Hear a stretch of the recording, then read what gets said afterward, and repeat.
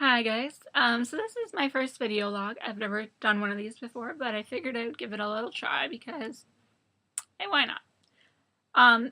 The issue that I want to talk about today is sort of related to hockey, which I know I said I was going to kind of try to keep things away from hockey on this blog, but it does relate to other things, so I kind of want to be able to tie things together.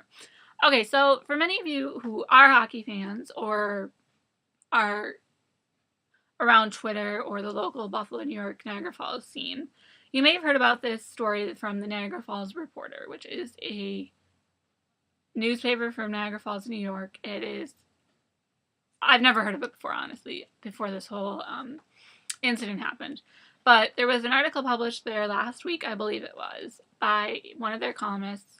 It talked about fighting in the NHL, which, okay. And then at the end of the article, it referenced the You Can Play project, which is, for those of you who don't know, it's an initiative started by Patrick Burke and Brian Burke of the Toronto Maple Leafs after their family member, brother/son, was killed in 2010, and he was an openly gay college athletics department. Sorry, I'm all scrambled today. Okay, anyway, so it's not really actually connected to the NHL, but it started, as really just trying to end homophobia in sports, because obviously a lot of the times in sports there's homophobic comments made in the locker room, I mean, we do that in everyday life. People do that, where they say, "Oh, that's so gay," as a synonym for, "Oh, that's so bad." And that's not a synonym, and that's the kind of language that You Can Play is trying to change. Now, I want to get a couple of facts straight here. You Can Play is not affiliated with the NHL. It is not affiliated with the NFL. It is not affiliated with any sports leagues, really. It is its own independent initiative, and that's the first thing that I want to get straight here. Now, a lot of NHL players have come out in support of it. I don't mean that in the literal sense. I mean they've supported it through videos or just, in the interviews when they're asked about it or whatever. There's also been AHLers, OHLers, college hockey players, and college other sport players from around the country and Canada who have addressed and expressed their interest in this project. So this columnist from Niagara Falls mentions the You Can Play project in the end of this article about fighting in the NHL, and talks about how the project encourages homosexuality in hockey. Okay, so now that you've kind of had the backstory, where do I come into all this? Aside from the obvious hockey element here, I'm going to try to stray away from that because this is not a hockey blog, but it's kind of a catch-all blog. Aside from the fact that fighting in hockey and the You Can Play project are completely disconnected, there's really a major problem, with the article, but not only with the article, but with the reaction to the article. Okay, now obviously I'm a supporter of the LGBTQ community. I'm a member of that community myself. So clearly I do not agree with the columnist's opinions on homosexuality and the You Can Play project. Personally, I don't think that the project encourages homosexuality in any manner. It doesn't have a gay agenda, in my opinion. I think it's really there to encourage people to be free and be who they are, whether that is, gay, bi, straight, whatever. And it's trying to end homophobia in sports and end those little tiny picky homophobic comments that may make someone who is in the LGBTQ community uncomfortable and make them less likely to be who they really are. Therefore, they're hiding this part of themselves inside, and they're never really being able to live their lives to the fullest. But aside from that, really the whole point of this video is kind of to talk about the reaction to this article. Because obviously it's been getting a lot of reactions. There's articles on different blog sites about it. There's people all over Twitter talking about it. I'm sure there's people on Facebook mentioning it. And I kind of have a problem with the way that some people are reacting to this. Okay? Some people are emailing the Niagara Falls Reporter, addressing their concerns and expressing their opinions against this, that they don't agree. That's fine, and I totally support that.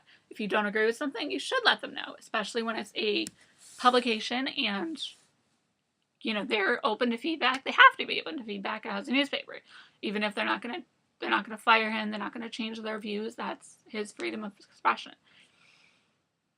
There are people who are writing to the advertisers of the newspaper saying, you are supporting a homophobic publication with homophobic columnists. You know, okay. Targeting the advertisers is a classic move, and it's obviously an essential part of journalism and the media industry in general.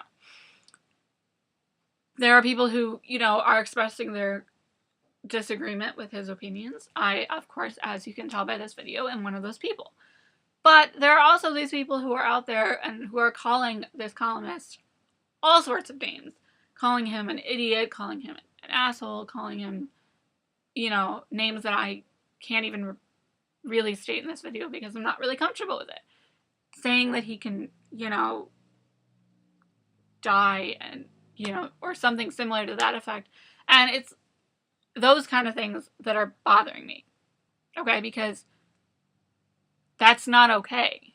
Even if you disagree with his opinion, saying stuff like that and calling him an idiot, is that really going to help any?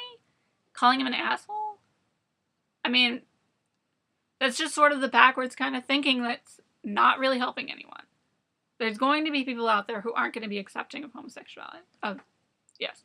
Just like there are people out there who are racist. And if you're going to attack them in return for their beliefs,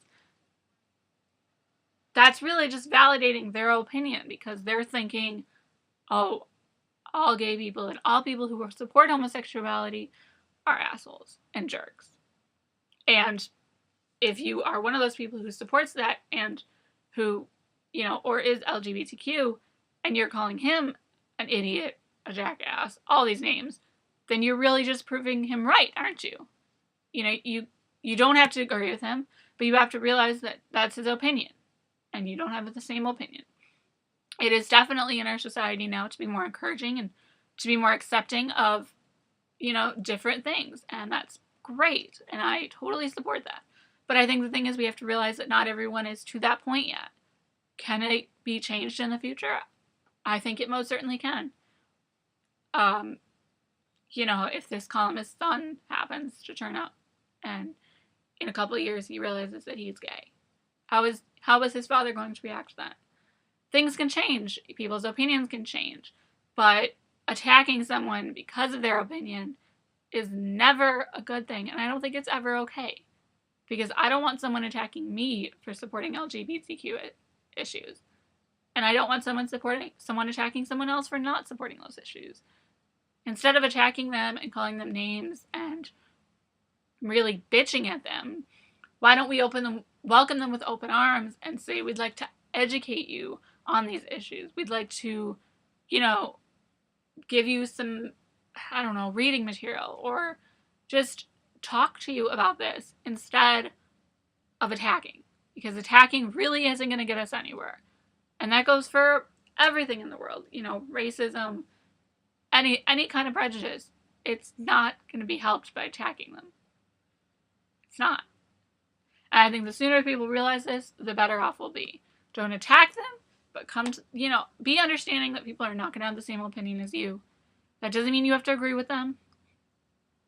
And I think this also goes for him. Not everyone disagrees with homosexuality. Not everyone thinks that the You Can Play Project has a gay agenda. And he also needs to realize that not everyone's going to agree with him. So attacking on either side is not going to help. And I guess that's all I have to say on the issue. Just, there's no point, okay? There's no point in attacking this guy.